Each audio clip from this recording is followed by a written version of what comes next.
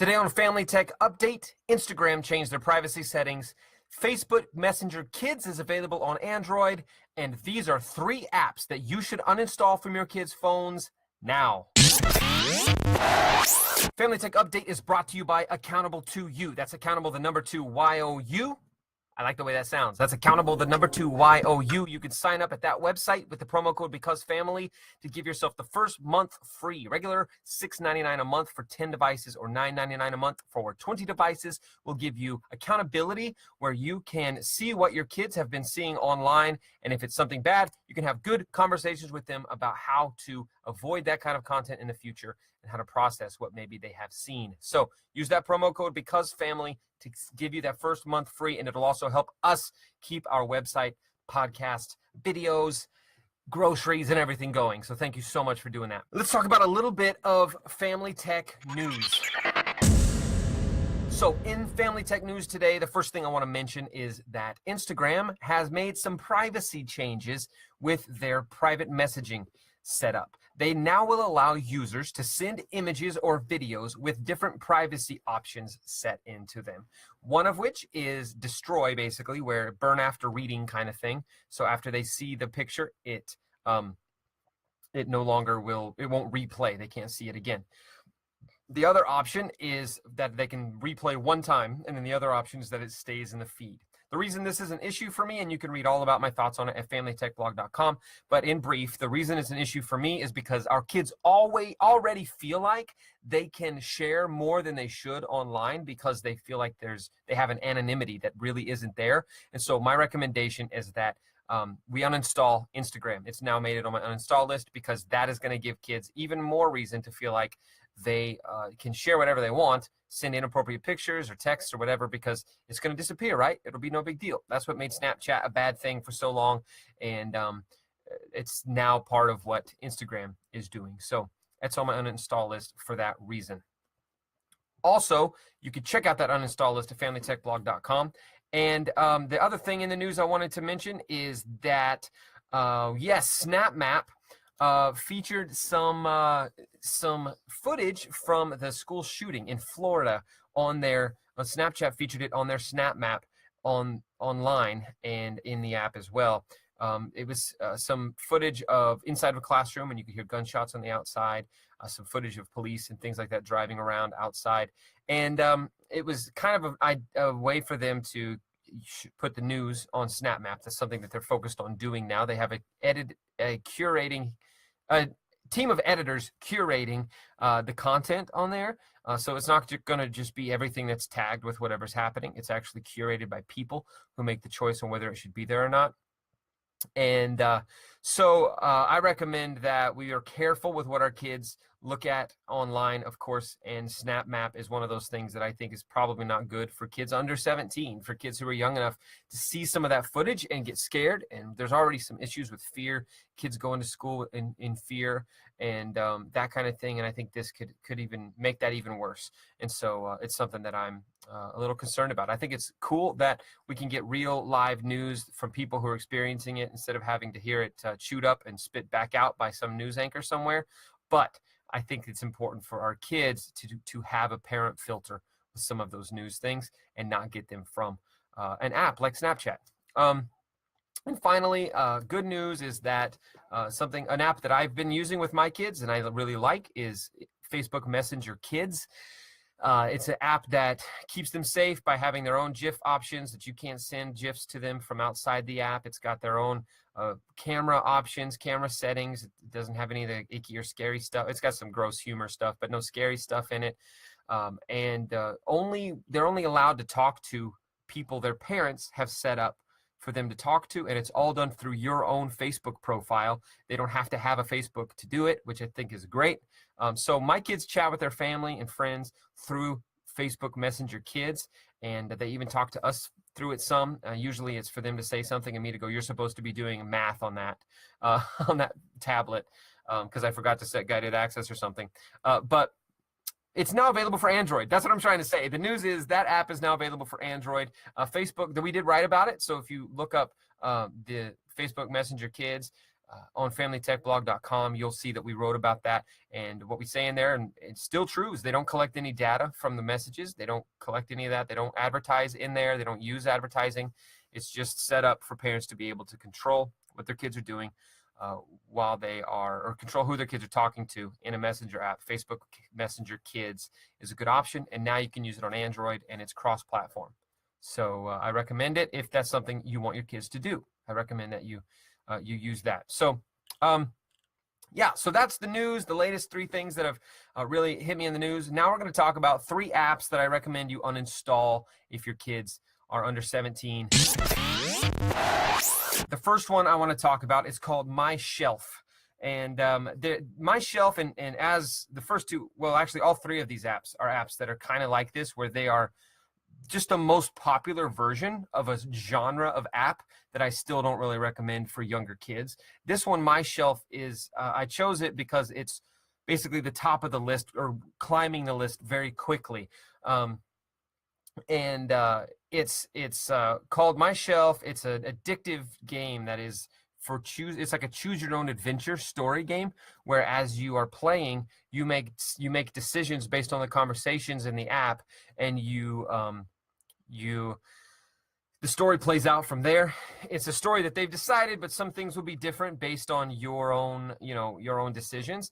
And so here's what happened when I played this game, because I spent about 2 days trying to work through one of the stories. I couldn't get all the way through it because they make you go through it incrementally by giving you tickets to use to unlock the next chapter. You get 2 tickets a day, or you can buy as many tickets as you want, but I wasn't going to spend any money on it. Donate more if you want me to do that kind of thing. But right now, donations aren't high enough for me to spend it on in-app purchases. So if you donate and you put in the comments, you say, I want you to use in-app purchases on some of these games, then that's what I'll use it for. But right now, we don't have a budget for that.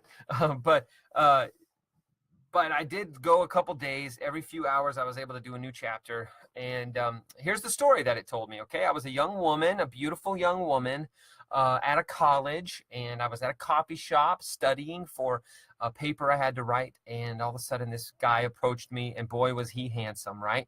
And I had to talk to him a little bit and make some choices on my conversation with him and how he would perceive me.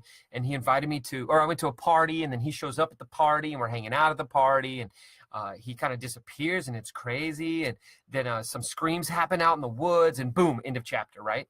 That's how it goes. And then you have to spend the next ticket. So thankfully, you start off the app with a few tickets. So I go in and I keep reading, and long story short, 2 days worth of reading this dialogue and internal monologues of these faux college students. There's vampires in this house. You're going to go join their sorority, but you don't know they're vampires, and you've got to make all these decisions. And everyone wants to kiss everybody. Everyone wants to date everybody. Everybody wants to get drunk and drink a lot.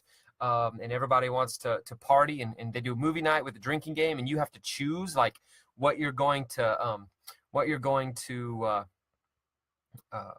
like if you're going to drink during these times of the movie, because was the right thing said.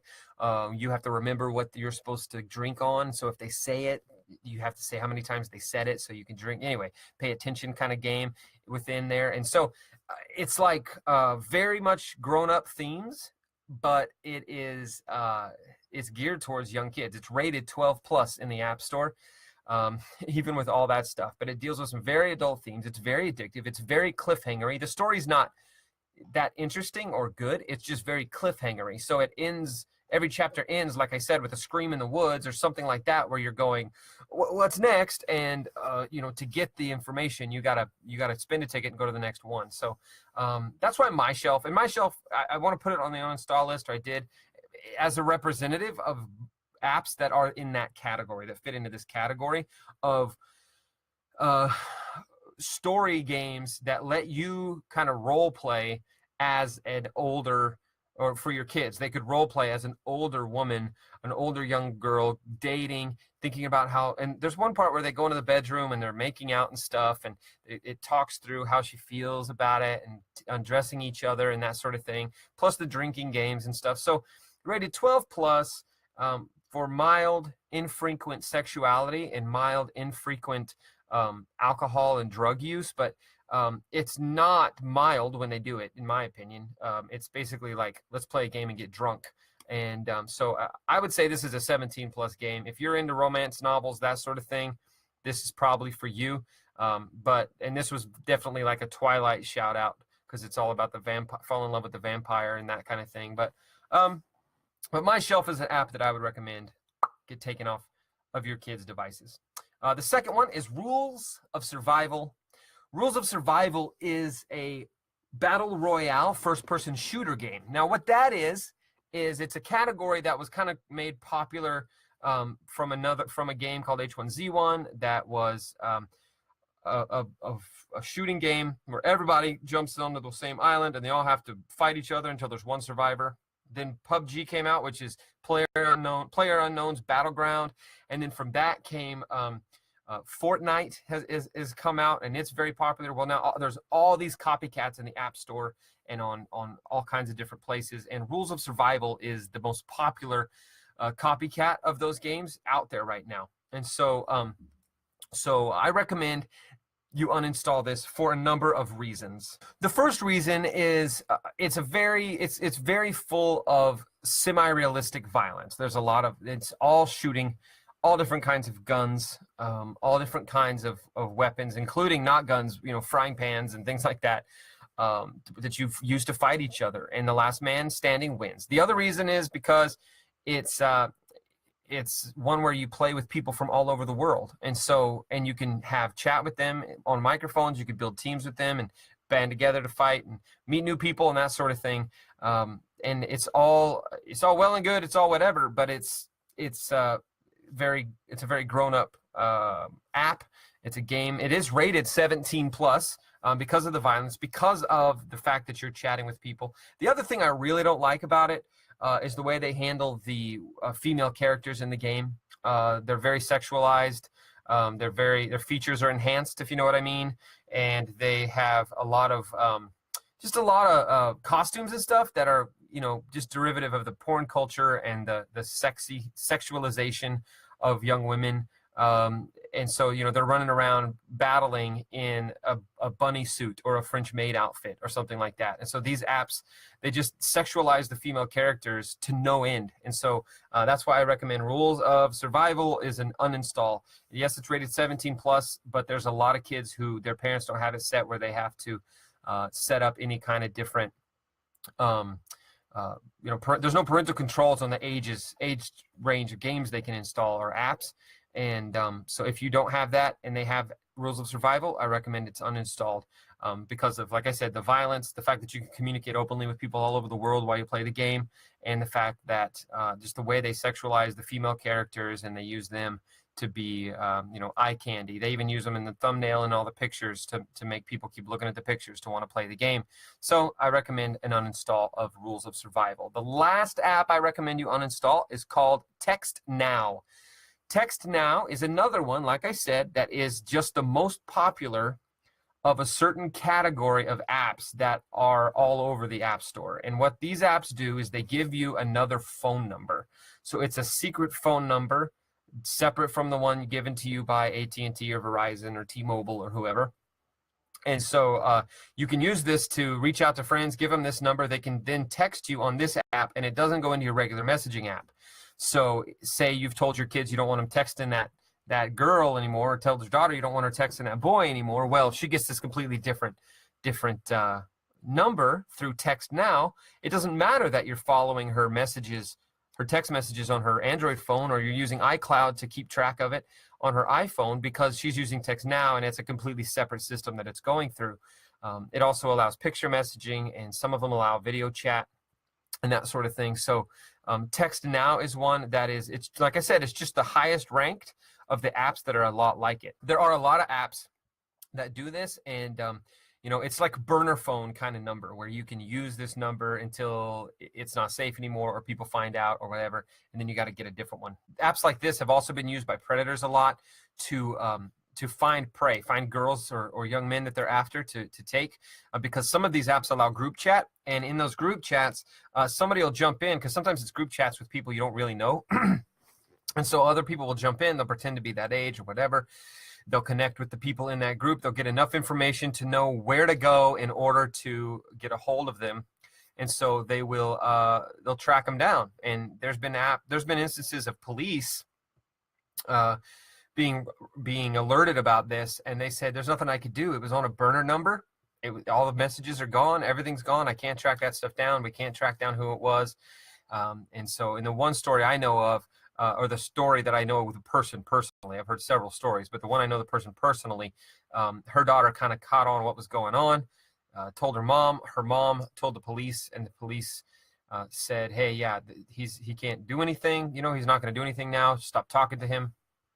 And of course, her mom made her uninstall that app, but the police also said, we can't track this person down. We can't find who they are, because all the messages just go away, and it's encrypted, and it's in these apps that are made to protect your privacy and security, which is not a bad thing, but they're used, they're used for bad reasons, unfortunately, sometimes. So anyway, those are the 3 apps I recommend that I'm pulling out of our 12 app list on our familytechblog.com site. There's 12 apps listed there. You can see that. It's obviously free. Just go to familytechblog.com. It's one of the most recent articles from this week. And I'll just read off the apps that are on the list, but I won't unpack any of them. Snapchat, Instagram, and Tumblr are in the social media category. And video apps, Musical.ly, Monkey, and YouTube.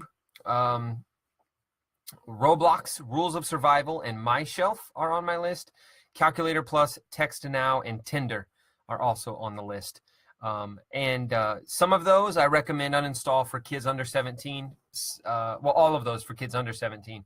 Some of those, if your kids are 15, 16, or 17, or 18 even, and still living with you, that's up to your discretion and your choice. But, my recommendation for something like Instagram would be, hey, they need to know that even if they're sending messages feeling like they are safe and secure and can't be saved by the people they're sending them to, they can't send raunchy messages, because that still can be